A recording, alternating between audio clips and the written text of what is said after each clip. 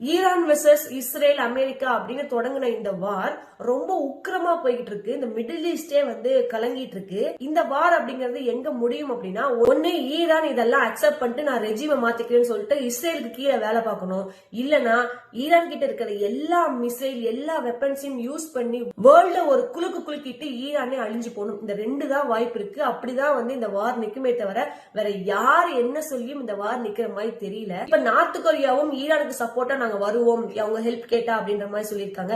சைனாவும் அவங்களுடைய பிளைட் ஒன்ன வந்து ஈரான்ல இறக்கிருக்காங்க. ஆப்வியஸா ரஷ்யாவும் வந்து அமெரிக்காவுக்கு ஆப்போசிட்டா தான் நிக்கும். பவர்ஃபுல் பீப்புள்ஸ் எல்லாம் ஈரானுக்கு சப்போர்ட் பண்ற மாதிரி இருக்கு. பட் இவங்க எல்லாம் எந்த அளவுக்கு சப்போர்ட் பண்ணுவாங்க, இவங்க எல்லாம் உள்ள இன்வால்வ் ஆகி இதை வேர்ல்டு வார் ஆக்கிடுவாங்களா அப்படிங்கறது எல்லாமே நம்ம வெயிட் பண்ணி தான் பார்க்கணும்.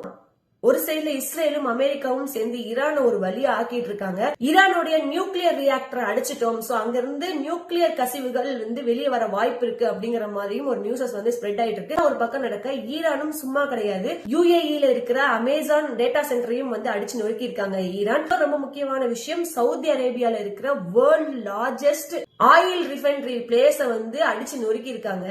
சோ இதனால வேர்ல்டுல ஆயிலோட ரேட் அப்படிங்கிறது பயங்கர ஹையா போகுது. ஸ்டெப் அஹெடா போய் ஈரானுக்கு ஹெஸ்புல்லாவும் லெபனானும் சப்போர்ட் பண்றதுனால அமெரிக்காவும் இஸ்ரேலும் என்ன பண்ணிருக்காங்க, லெபனானையும் ஹெஸ்புல்லாவையும் அட்டாக் பண்ணிருக்காங்க. ஹெஸ்புல்லாவோட லீடரை வந்து கொன்னுட்டாங்க. அதே மாதிரி ஈரானுடைய சுப்ரீம் லீடர் இறந்ததுக்கு அப்புறம் புது சுப்ரீம் லீடர் அனௌன்ஸ் பண்ணிருந்தாங்க, அவரையுமே கொன்னுட்டோம் அப்படிங்கிற மாதிரி சொல்றாங்க. பட் எந்த அளவுக்கு ட்ரூ அப்படிங்கிறது நமக்கு தெரியல. ஈரான் சைட்ல இருந்து என்ன சொல்றாங்க, நாங்க இஸ்ரேலுடைய பிரைம் மினிஸ்டருடைய ஆபீஸை தாக்கிட்டோம், அவர் இறந்துட்டாரு அப்படிங்கிற மாதிரி சொல்றாங்க.